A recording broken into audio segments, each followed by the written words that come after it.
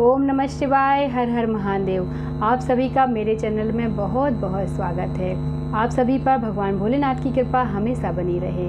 आज हम सभी शिव पुराण की विद्येश्वर संहिता में सुनेंगे कि कौन कौन से ऐसे पुण्य क्षेत्र हैं जहां पर निवास करने से भगवान शिव का धाम प्राप्त होता है, और नदियों में स्नान करने से हमें किन किन पापों से बचना चाहिए। और इसके साथ ही हम सभी जानेंगे कि कौन कौन सी तीर्थ क्षेत्र की नदियाँ हैं और उनमें स्नान करने से क्या क्या फल हमको प्राप्त होता है। भगवान भोलेनाथ की ये कथा बहुत ही प्यारी है, तो इस कथा के साथ अंत तक जुड़े रहिए और सुनते रहिए भगवान भोलेनाथ की ये सुंदर कथा। ओम नमः शिवाय, हर हर महादेव। मोक्षदायक पुण्य क्षेत्रों का वर्णन। काल विशेष में विभिन्न नदियों के जल में स्नान के उत्तम फल का निर्देश तथा तीर्थों में पाप से बचे रहने की चेतावनी।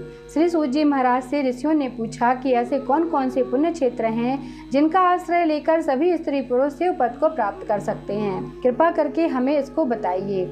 श्री सूत जी महाराज बोले कि विद्वान एवं बुद्धिमान महर्षियों, मोक्षदायक शिव क्षेत्रों का वर्णन सुनो। इसके पश्चात मैं लोक रक्षा के लिए शिव संबंधी आगमों का वर्णन करूंगा। पर्वत, वन और काननों सहित इस पृथ्वी का विस्तार 50 करोड़ योजन है। भगवान शिव की आज्ञा से पृथ्वी संपूर्ण जगत को धारण करके स्थित है। भगवान शिव ने भूतल पर विभिन्न स्थानों में वहाँ के निवासियों को कृपा पूर्वक मोक्ष देने के लिए शिव क्षेत्र का निर्माण किया है। कुछ क्षेत्र ऐसे हैं जिन्हें देवताओं तथा ऋषियों ने अपना वासस्थान बनाकर अनुग्रहित किया है, इसलिए उनमें तीर्थत्व प्रकट हो गया है। तथा बहुत से ऐसे तीर्थ क्षेत्र हैं जिनका लोगों की रक्षा के लिए स्वयं प्रादुर्भाव हुआ है। तीर्थ और क्षेत्र में जाने पर मनुष्य को सदा स्नान, दान और जप आदि करना चाहिए, अन्यथा वह रोग, दरिद्रता तथा मुक्ता आदि दोषों का भागी होता है। जो मनुष्य इस भारतवर्ष के भीतर मृत्यु को प्राप्त होता है, वह अपने पुण्य के फल से ब्रह्मलोक में वास करके पुण्य क्षय के पश्चात पुनः मनुष्य योनि में ही जन्म लेता है। पापी मनुष्य पाप करके दुर्गति में ही पड़ता है। ब्राह्मणों, पुण्य क्षेत्र में यदि पाप कर्म किया जाए तो वह और भी दृढ़ हो जाता है। अतः पुण्य क्षेत्र में निवास करते समय सूक्ष्म से सूक्ष्म अथवा थोड़ा सा भी पाप नहीं करना चाहिए। श्री सूत जी महाराज ऋषियों से कहते हैं कि सिंधु और सतलज नदी के तट पर बहुत से पुण्य क्षेत्र हैं। सरस्वती नदी परम पवित्र और 60 मुख वाली कही गई है, अर्थात उसकी 60 धाराएं हैं। विद्वान पुरुष सरस्वती के उन धाराओं के तट पर निवास करे तो वह क्रमशः ब्रह्म पद को पा लेता है। हिमालय पर्वत से निकली हुई पुण्य सलीला गंगा 100 मुख वाली नदी है। उसके तट पर काशी, प्रयाग आदि अनेक पुण्य क्षेत्र हैं। वहाँ मकर राशि के सूर्य होने पर गंगा की तटभूमि पहले से भी अधिक प्रशस्त एवं पुण्यदायक हो जाती है। सोनभद्र नदी की 10 धाराएं हैं। वह बृहस्पति के मकर राशि में आने पर अत्यंत पवित्र तथा अभिष्ट फल देने वाली हो जाती है। उस समय वहाँ स्नान और उपवास करने से विनायक पद की प्राप्ति होती है। पुण्य सलीला महानदी नर्मदा के 24 मुख हैं। उसमें स्नान तथा उसके तट पर निवास करने से मनुष्य को वैष्णव पद की प्राप्ति होती है। तमसा के 12 तथा रेवा के 10 मुख हैं। परम पुण्यमयी गोदावरी के 21 मुख बताए गए हैं। वह ब्रह्म हत्या तथा गोवध के पाप का भी नाश करने वाली एवं रुद्र लोक देने वाली है। कृष्णवेणी नदी का जल बड़ा पवित्र है। वह नदी समस्त पापों का नाश करने वाली है। उसके 18 मुख बताए गए हैं तथा वह विष्णु लोक प्रदान करने वाली नदी है। तुंगभद्रा के 10 मुख हैं। वह ब्रह्मलोक देने वाली है। पुण्य सलीला सुवर्ण मुखरी के 9 मुख कहे गए हैं।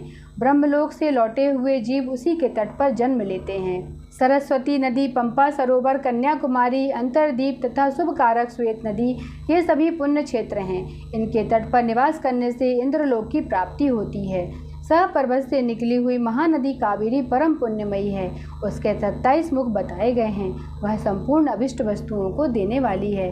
उसके तट स्वर्गलोक की प्राप्ति कराने वाले तथा ब्रह्मा और विष्णु का पद देने वाले हैं। कावेरी के जो 100 तट शैव क्षेत्र के अंतर्गत हैं, वे अभिष्ट फल देने वाले हैं, साथ ही शिवलोक प्रदान करने वाले हैं। श्री सूत जी महाराज ऋषियों से कहते हैं कि नैमिषारण्य तथा बद्रिकाश्रम में सूर्य और बृहस्पति के मेष राशि में आने पर यदि स्नान करें तो उस समय वहां किए हुए स्नान, पूजन आदि को ब्रह्मलोक की प्राप्ति कराने वाला जानना चाहिए। सिंह और कर्क राशि में सूर्य की संक्रांति होने पर सिंधु नदी में किया हुआ स्नान तथा केदार तीर्थ के जल का पान एवं स्नान ज्ञानदायक माना गया है।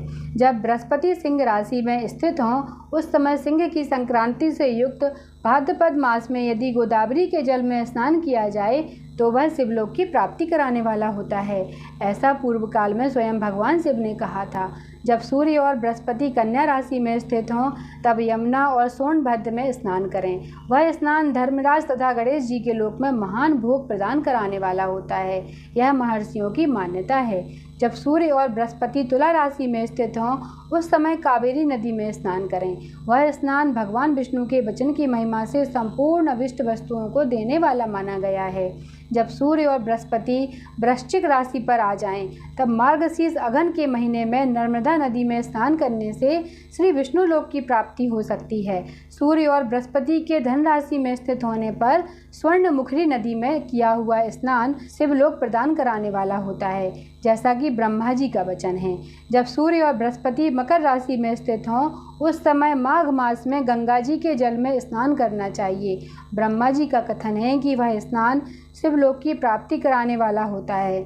शिवलोक के पश्चात ब्रह्मा और विष्णु के स्थानों में सुख भोगने पर अंत में मनुष्य को ज्ञान की प्राप्ति हो जाती है।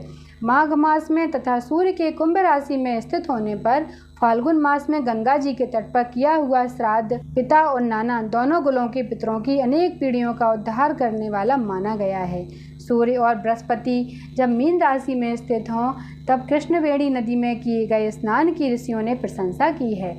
उन महीनों में पूर्वोक्त तीर्थों में किया हुआ स्नान इंद्रपद की प्राप्ति कराने वाला होता है। विद्वान पुरुष गंगा अथवा कावेरी नदी का आश्रय लेकर तीर्थवास करें। ऐसा करने से तत्काल किए हुए पाप का निश्चय ही नाश हो जाता है।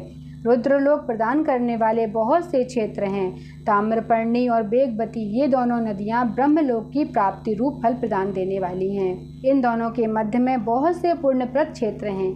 वहां निवास करने वाला विद्वान पुरुष वैसे फल का भागी होता है। सदाचार, उत्तम वृत्ति तथा सद्भावना के साथ मन में दया भाव रखते हुए विद्वान पुरुष को तीर्थ में निवास करना चाहिए, अन्यथा उसका कोई फल नहीं मिलता। पुण्य क्षेत्र में किया हुआ थोड़ा सा पुण्य भी अनेक प्रकार से वृद्धि को प्राप्त होता है तथा वहाँ किया हुआ छोटा सा पाप भी महान हो जाता है। यदि पुण्य क्षेत्र में रहकर ही जीवन बिताने का निश्चय हो तो वह पुण्य संकल्प से उसका पहले का सारा पाप तत्काल नष्ट हो जाएगा, क्योंकि पुण्य को ऐश्वर्यदायक कहा गया है। श्री सूत जी महाराज ऋषियों से आगे कहते हैं कि ब्राह्मणों, तीर्थवास जनित पुण्य कायिक, वाचिक और मानसिक सारे पापों का नाश कर देता है। तीर्थ में किया हुआ मानसिक पाप वज्रलेप हो जाता है, वह कई कल्पों तक पीछा नहीं छोड़ता। वैसा पाप केवल ध्यान से ही नष्ट होता है, अन्यथा उसका और कोई साधन नहीं है। वाचिक पाप जप से तथा कायिक पाप शरीर को सुखाने जैसे कठोर तप से नष्ट होता है। अतः सुख चाहने वाले पुरुष को देवताओं की पूजा करते और ब्राह्मणों को दान देते हुए पाप से बचकर ही तीर्थ में निवास करना चाहिए। यहाँ पर सूत जी महाराज ने बड़ी ही सुंदर चीज़ें हम लोगों को बताई हैं। जिन गलतियों को हम अक्सर तीर्थ क्षेत्रों में कर लेते हैं, उन्हीं सब गलतियों को यहाँ पर सूत जी महाराज ने ना करने के लिए बताया है कि हमको तीर्थ क्षेत्र में किस प्रकार पापों से बचना चाहिए, नदी में स्नान करते समय किस तरह पापों से बचना चाहिए, नदी में स्नान करने के बाद दान पुण्य क्यों करना चाहिए, ये सभी कुछ यहाँ पर श्री सूत जी महाराज ने बड़े अच्छे तरीके से हम सभी को बताया है। आज की इस कथा का हम यहीं पर समापन करते हैं। आगे की कथा हम नेक्स्ट वीडियो में सुनेंगे। आप सभी लोग से विनम्र प्रार्थना है कि कथा में इसी तरह से निरंतर जुड़े रहिए। आप सभी लोगों पर भगवान महादेव की ऐसी ही कृपा निरंतर बरसती रहे। ओम नमः शिवाय। हर हर महादेव।